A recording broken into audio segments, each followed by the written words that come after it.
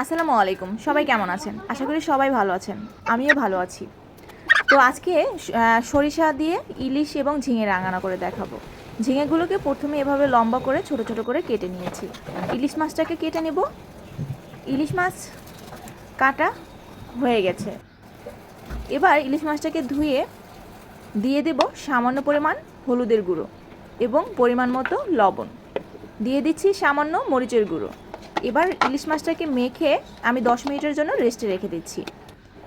এবার বেটে নেব সরিষা। এখানে আমি কালো সরিষা এবং হলুদ সরিষা দুটোই দিয়েছি। সরিষা বাটা দিয়ে তো ইলিশ মাছ অনেক খেয়েছি, তো আজকে সাথে আবার ঝিঙে দেব, অবশ্যই অনেক মজার হবে। তো সরিষাটাকে ভালো করে আমি বেটে তুলে রাখবো। সরিষা বাটা হয়ে গেছে। এবার বেটে নিচ্ছি শুকনো মরিচ। তো মরিচটাকে আমি বেশি আর কি একেবারে নরম করে বাটবো না, তো এভাবে 2-3 বাটা দিয়ে নিচ্ছি। এবার একটি কড়াইয়ে আমি তেল দিয়ে দিচ্ছি। সরিষার তেলে আমি মাছটাকে ভেজে নেব। তো এখানে মাছ দেওয়ার পরে মাছটাকে আমি বেশি ভাজবো না, হালকা করে ভেজে নেব, কারণ মাছটাকে আমি যেহেতু রান্না করব তাই বেশি কড়া করে ভাজবো না। এক পিঠ সামান্য হালকা ভাজা হয়ে গেলে আমি অপর পিঠও সেমভাবে ভেজে মাছটাকে তুলে নিচ্ছি। এবার ভেজে রাখা মাছের তেল দিয়ে দিলাম আর সাথে অল্প সরিষার তেল অ্যাড করে দিলাম।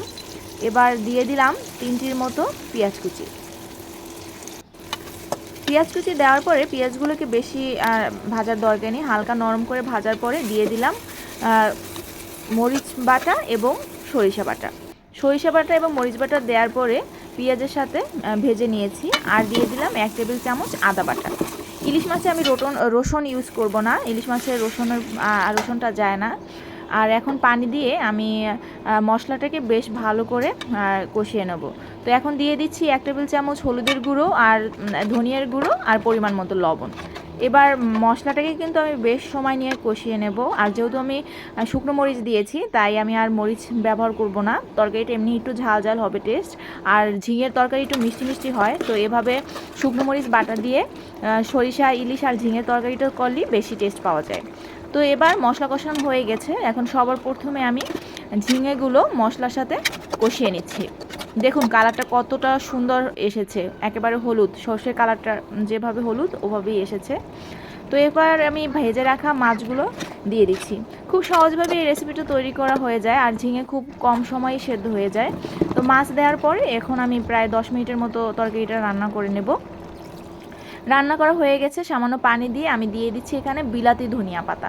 বিলাতি ধনিয়া পাতা দিলে অসম্ভব সুন্দর একটা টেস্ট পাওয়া যায়, আর মাছের সাথে এই ধনিয়া পাতাটা দিলে তরকারিটা অনেক ভালো আসে সেন্ট, এবং খেতেও অনেক মজার হয়। তো 10 মিনিটের মতো আমি রান্না করে নিলাম। দেখুন ফাইনাল লুকটা এমন হয়েছে, কে না পছন্দ করবে, কতটা সুন্দর হয়েছে। তো এভাবে আমার মতো রেসিপি ফলো করে আপনারা তৈরি করে নিতে পারেন সর্ষে দিয়ে ঝিঙে ইলিশ বাটা। আর যদি রেসিপিটা যদি ভালো লেগে থাকে তাহলে অবশ্যই লাইক কমেন্ট শেয়ার করে দিবেন আর সাপোর্ট করে দিবেন। তো সবাই ভালো থাকবেন, সুস্থ থাকবেন, কমেন্ট করে জানাবেন রেসিপিটা দেখতে কেমন হয়েছে।